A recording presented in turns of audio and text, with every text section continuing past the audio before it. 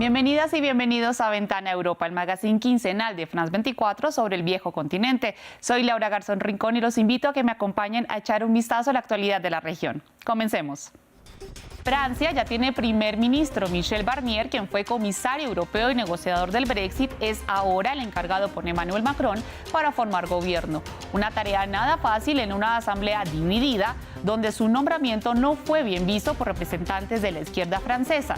¿Podrá Barnier sortear los retos que se le avecinan? Lo analizamos. Alemania anunció la introducción temporal de controles fronterizos a partir del 16 de septiembre en todas las fronteras terrestres del país. Esto con el objetivo de reducir la migración por vía irregular y mejorar la seguridad interna. Una medida que llega tras el consolidado ascenso de la extrema derecha de Alternativa para Alemania en los comicios regionales en Turingia y Sajonia. Y Rusia avanza en el este de Ucrania. Moscú asegura haber tomado el control de Novorodivka, mientras sigue su paso hacia la ciudad estratégica de Pokrovsk, un centro clave en Donetsk. Mientras tanto, Ucrania sigue con su ofensiva en la región rusa de Kursk, en un intento por frenar los avances rusos en el Donbass. A su vez, que Volodymyr Zelensky presiona a sus aliados por el envío de más apoyo militar. Comenzamos. En Francia, por fin hay un nuevo primer ministro. Sin embargo, la crisis está lejos de terminar. El elegido por Emmanuel Macron fue Michel Barnier, una figura política conservadora y bastante reconocida por el Partido de los Republicanos.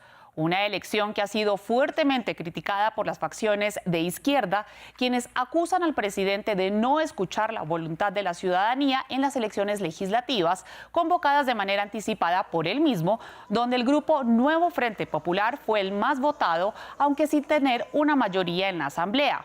Por ello, el Partido de la Francia Insumisa convocó a manifestarse en contra de la decisión del mandatario. De acuerdo con el partido liderado por Jean-Luc Mélenchon, al menos unos 300.000 personas salieron a las calles de todo el país para demostrar su descontento. Un reto más para el primer ministro Barnier, que debe gobernar con una asamblea dividida.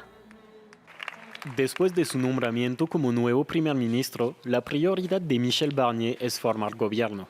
El equipo tendrá la difícil tarea de responder a las expectativas de los franceses. Mejorar la remuneración de los asalariados, pero sin imponer demasiadas cargas financieras a los patronos. Hacer frente a la inseguridad en este país. Para los jóvenes, encontrar un alojamiento puede ser complicado. Un gran proyecto para la educación. Demandas que solo pueden considerarse una vez elaborado un presupuesto para 2025, un asunto urgente. La fecha límite para presentar el proyecto es el 1 de octubre, un plazo muy corto. Con las finanzas públicas francesas en apuros, la Comisión Europea vigila de cerca al país. Michel Barnier deberá tranquilizar a Europa. Tendrá que obtener la mayoría absoluta, lo que será complicado, o recurrir al artículo 49.3, lo que significa que el texto se adopta sin votación parlamentaria, pero con el riesgo de una moción de censura. Si consigue que el presupuesto pase por el Parlamento, Michel Barnier ha enumerado sus prioridades. Dentro de ellas, la educación, la lucha contra la inseguridad, la política migratoria, el empleo y el poder adquisitivo. Vamos a Alemania, porque el gobierno anunció nuevos controles temporales en sus fronteras terrestres, tras las consultas con el partido de oposición CDU sobre formas para atajar la migración irregular y protegerse de lo que califican como los riesgos tanto de la delincuencia como el terrorismo islamista. Tras el anuncio, Austria advirtió que no aceptará a los ciudadanos cuyo ingreso al territorio alemán sea denegado, mientras que la Comisión Europea le recordó a Alemania que la reintroducción de estos controles en las fronteras con otros Estados miembros de la Unión Europea debe ser una medida, abro comillas, necesaria y proporcionada. Más en el informe de Elmaría Angulo. Alemania reforzará sus controles fronterizos por tierra. La ministra del Interior del país europeo declaró que buscan frenar la migración irregular y protegerse del extremismo islamista, una medida que llega tras el consolidado ascenso de la extrema derecha de Alternativa para Alemania. Hasta que consigamos una fuerte protección de las fronteras exteriores de la Unión Europea con el nuevo sistema común de asilo europeo, debemos reforzar los controles en nuestras fronteras nacionales. Estos controles también permiten denegar la entrada de manera eficaz. Desde el pasado mes de octubre ya hemos tenido más de 30.000 rechazos de entrada en las fronteras exteriores de Alemania. Los controles serán implementados en las fronteras entre Alemania y Francia, Luxemburgo, Países Bajos, Bélgica y Dinamarca. Según la oposición alemana, lo que pretende el Ejecutivo es bloquear el movimiento de mercancías en el mercado interno de la Unión Europea, a través de la ampliación de las zonas de prohibición de armas y el reconocimiento facial de presuntos delincuentes. Los agentes fronterizos en Alemania saben exactamente a quién tienen que controlar, y quienes viajan diariamente al trabajo o transportan mercancías en camiones no se verán afectados por estos controles. No decimos expresamente que las fronteras deben cerrarse, sino que deben ser controladas. El gobierno austriaco reaccionó. Advirtió que no se hará cargo de la recepción de los inadmitidos. No me sorprenden estas medidas, pero también he dicho muy claramente que no aceptaremos a nadie a quien se le haya negado la entrada legal. Hemos sido muy claros al respecto, y en lo que respecta a Austria, esto no es negociable. Los controles fronterizos internos están contemplados en la legislación del espacio Schengen. En Alemania iniciarán el 16 de septiembre y durarán inicialmente 6 meses. Y es que estas medidas en Alemania se dan luego de que Alternativa por Alemania, o AfD por sus siglas en alemán, ganara las elecciones regionales en el estado federal de Turingia y lograra ser la segunda fuerza más votada en el estado de Sajonia. Es la victoria más contundente que obtiene un partido ultraderechista en Alemania desde la Segunda Guerra Mundial. Thomas Sparrow, nuestro corresponsal en Berlín, nos cuenta qué implican los resultados de los comicios en estos dos estados. Las elecciones en el este de Alemania, en especial las elecciones en el estado de Turingia, que fueron ganadas por el partido ultraderecha Alternativa para Alemania, o AfD, están dejando muchas preguntas esta semana en Alemania, muchos temas por discutir. La primera pregunta es por qué el AfD obtuvo ese resultado. Y parte de la respuesta está en que el AfD logró aprovechar cierto descontento entre la población, un descontento no solamente hacia las políticas del gobierno federal aquí en Berlín, sino también un descontento un poco más arraigado en esa parte de Alemania. No son pocos en el este de Alemania los que se consideran ciudadanos de segunda categoría. Pero la AfD también logró posicionar sus temas de manera clara, por ejemplo, en redes sociales para atraer a la población joven. Y de hecho, el AfD obtuvo una proporción considerable del voto joven. Temas como la migración irregular, que el AfD ve de manera crítica, o el envío de armas a Ucrania, que el AfD también ve de manera crítica.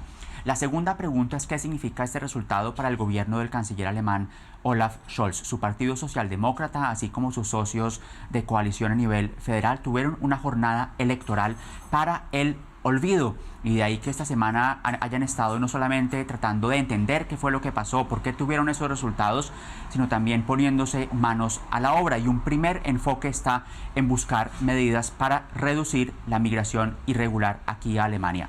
La tercera pregunta es qué pasará ahora. A nivel regional se esperan discusiones muy intensas para tratar de formar coaliciones de gobierno, pues si bien el AfD obtuvo un resultado importante, está aislado a nivel regional y los demás partidos han asegurado que no piensan cooperar con el partido de ultraderecha. A nivel nacional, los partidos empiezan a posicionarse, pues el próximo año, en 2025, hay elecciones federales donde todo el país irá a las urnas en elecciones que determinarán cuál será el próximo gobierno en Alemania. Bueno, ahora vamos para Ucrania, porque Rusia sigue reivindicando avances en el este del país, tras más de 30 meses de la invasión. La ofensiva relámpago de Kiev en la provincia rusa de Kursk, que pretendía que Rusia movilizara sus tropas del Donbass hacia esta zona, aún no ocurre, luego de más de un mes de haber iniciado. Y es que el ejército ruso sigue avanzando en 3 sectores del frente de Donetsk. Pokrovsk está en la mirada del Kremlin. El municipio de Toretsk también está a puertas de ser controlado por los rusos. De la otra cara de la moneda, los medios rusos aseguran que la ofensiva ucraniana en Kursk busca que los aliados de Volodymyr Zelensky envíen más recursos a Ucrania ante lo que parece un éxito militar.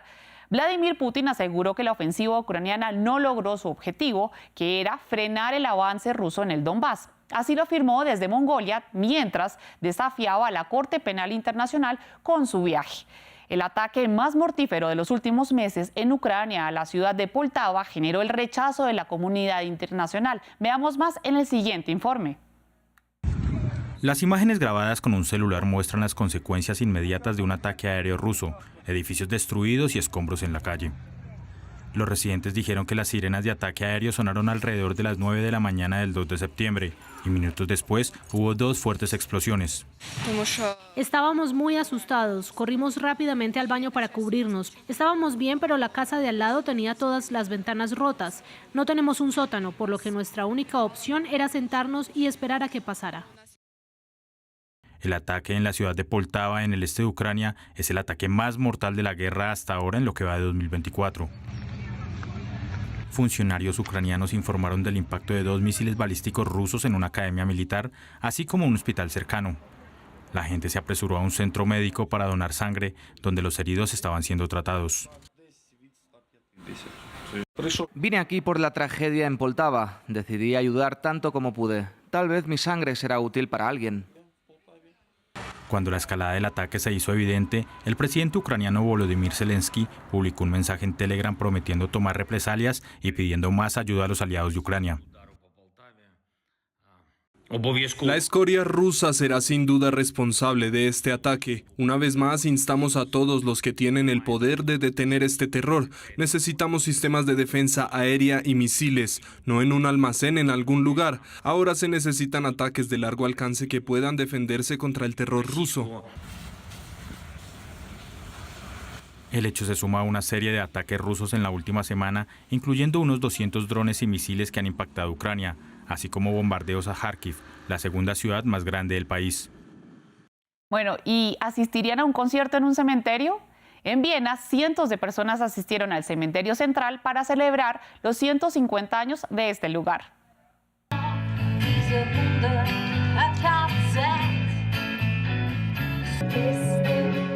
Nino Mandel, un cantante y compositor local conocido como Der Nino aus Wien, realizó la última de las 3 sesiones de cementerio para celebrar el aniversario.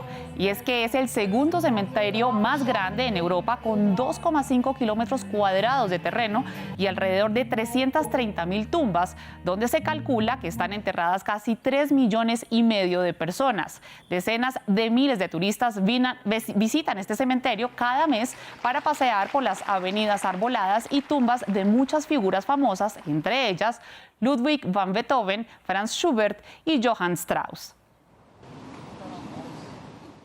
Gracias por acompañarme en este episodio de Ventana Europa. Los espero con toda la actualidad del continente europeo aquí en France 24 y en france24.com.